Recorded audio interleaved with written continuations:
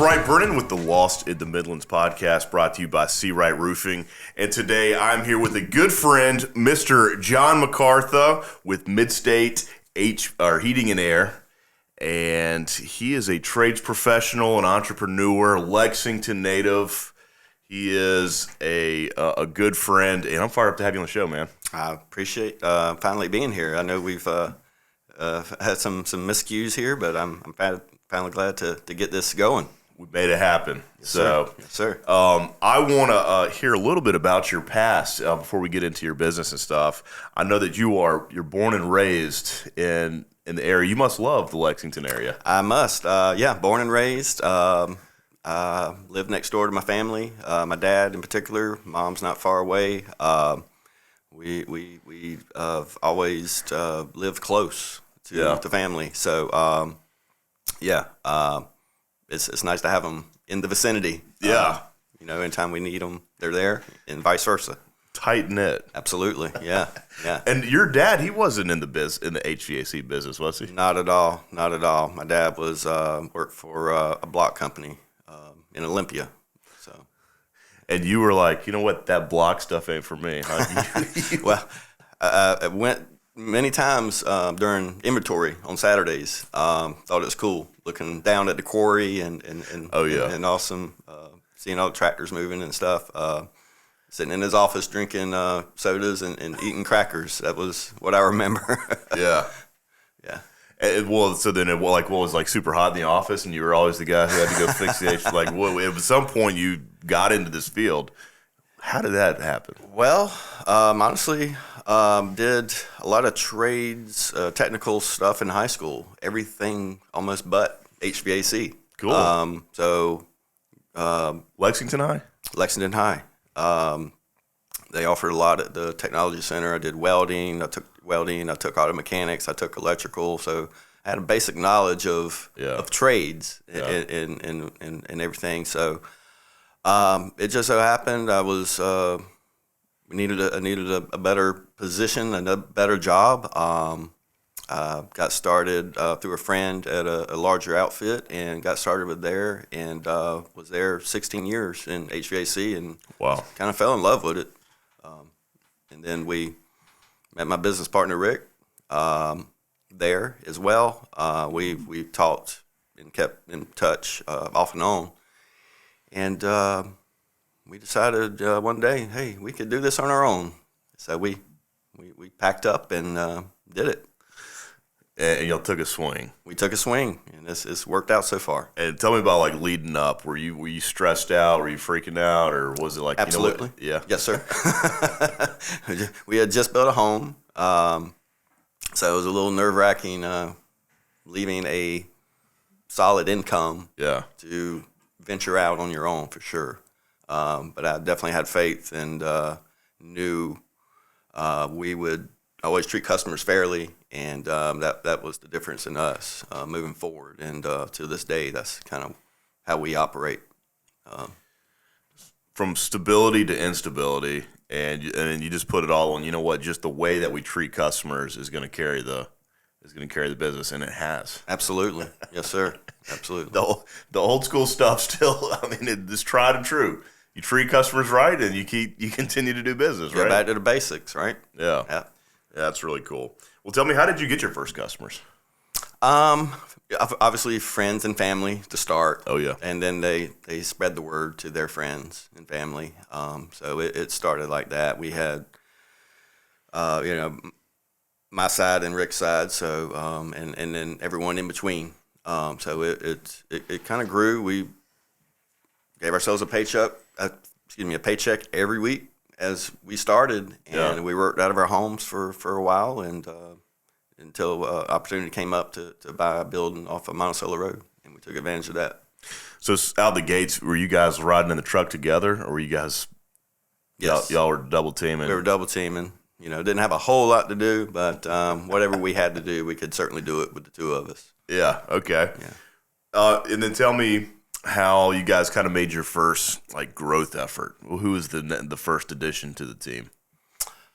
Oh goodness, That's a long time ago. Was it an office person, or did you hire someone from the field? No, honestly, we were also subbing a lot for other companies in town. Yeah. So good way to get some business. Absolutely, we had a relationship with the company I left already, so they needed people to sub and put in HVAC. Leave on good terms. That's a good.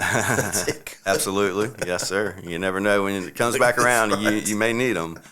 But actually, we met several people, workers that we have known over the years, and we brought them aboard to get started. Okay. And they helped us grow. Very cool. And, bringing people on, you go from being a tech in the field, now you're an entrepreneur with your business partner, and then you got people around you. So now you got to be like, you got to have some kind of leadership over the team. How do you and your business partner manage that? How do you guys, lead the team forward? Is one guy, do y'all do like good cop, bad cop, or is there some kind of like? Yeah, kind of, sort of. Sometimes you do whatever it takes. Absolutely, yeah. I'm the listener, so I listen and absorb and try to find a solution.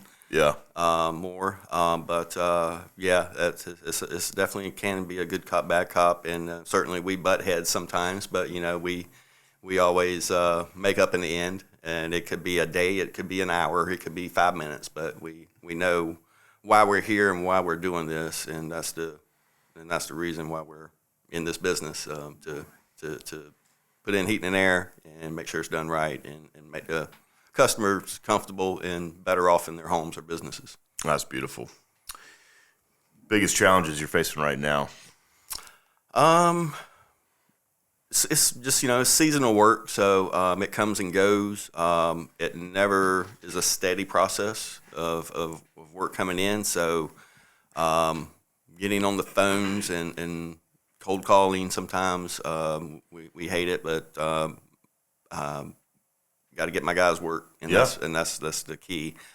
So going alpha spring into summer can be a little slow, but when the season hits, it's full blast, and we're booked out for weeks on end, and then at that point it's trying to keep the customers wanting to stay with you instead of well, this guy can do it 2 days from now, and you're telling me 4. So we do what we can to keep them comfortable, and go from there.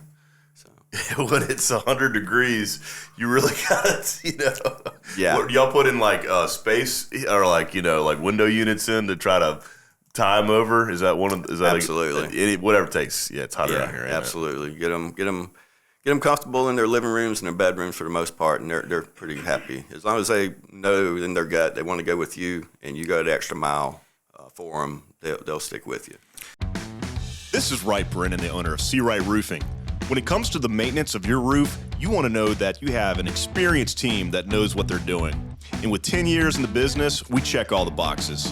Leaky roof, storm damage, or just overdue on maintenance, give us a call at 803-828-4181 for a free estimate. Again, that's 803-828-4181. And remember, our commitment is to roof it the right way. The great thing about living in Columbia is eventually it's going to get really hot. Like, it's coming. Right. It's kind of like in roofing, we face the same roller coaster of a temperate winter and then some bad storms come. So I guess, the roller coaster exists all over the map. Certainly does. Absolutely. It's no different. Cool. All right. What advice would you give to someone who's interested in taking the path you went on? Well, we need tradespeople. So,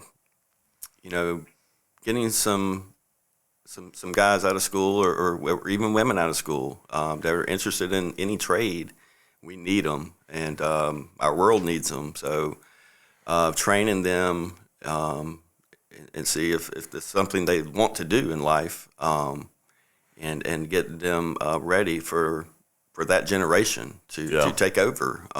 We can't do it forever, so it's our jobs as tradesmen to teach the next generation what we know and how to do it and how to do it the right way. So yeah, it's hard to get people excited about working outdoors, working with your hands. You know, crawling under the house and spider webs and whatever you may come across underneath the house, or getting in an attic that's 145 degrees. It's not for everyone. So you gotta have that mentality. It's just weather. We'll beat it, and if you love what you do, as I do, then you make do. Yeah. I mean, the other option is sitting at a desk. I'd rather be hanging out with the spiders underneath the house or on the roof. I would too. Sometimes I have to sit in my office. That's true. And it's a longer day. I like to go out and meet and greet and inform people about their heating and air and how I can help them save them money. Awesome. What's coming down the pipeline in the industry? Do you see any changes to regulation, technology, anything cool happening? Yeah, lots coming up. A lot just happened, and then there's more coming up toward the last quarter of this year into early next year, refrigerant changes. So there could be some delays. We hope not from every manufacturer, but there's basically going to be 2 refrigerants coming out. And it's up to the manufacturer to choose which one they're going to go with. So that can obviously delay some equipment being made. Yeah. They got to stop their process and kind of revamp their factories and kind of, get prepared for that at some point. So basically all new equipment is going to be affected by this change in the market. Yes. So if you have back in a few years ago, even you could, let's say, keep your condenser, change your air handler, or vice versa. It's not like that anymore. You have to change the whole shebang system, and it's just the way it is, unfortunately. Oh wow! So there's gonna be less opportunities for repairs. Yeah, kind of. What's out now, 410A refrigerant, is not going away by any means. There's still some older R22 systems that are putting along, but it's pretty expensive to make repairs on that stuff. And at that point, obviously, it's out of warranty. Yeah. So you're really not doing the customers any favor by maybe offering a repair, even if it is possible. Yeah. So we, again, try to inform. It's their decision, but try to inform them and lead them in the best direction that is best for the customer. Awesome. Where can people find you? Well, our trucks are all over. So you'll see our trucks. They're red, they're white, Mid-State Heating and Air all over the place. Our office is on 6807 Monticello Rd in Columbia, about a mile off I-20, heading towards Jenkinsville. We're centrally located. We can get anywhere within about 15 to 20 minutes. We service all the Midlands, and our trucks are all over though. So you'll see us around. My red truck sticks out. People say, "I see your truck all the time." All right, what's phone number? If somebody's like, I need it now. Our phone number is 803-609-6689. We have plenty of staff to answer phones and get you set up to what your needs are. Fantastic. Jon, thanks for coming on. It's been awesome watching your business, watching you handle things as a professional. I'm always like watching other professionals. So much to learn from you guys. And appreciate the awesome work you're doing in the community. Thank you, sir. Appreciate it.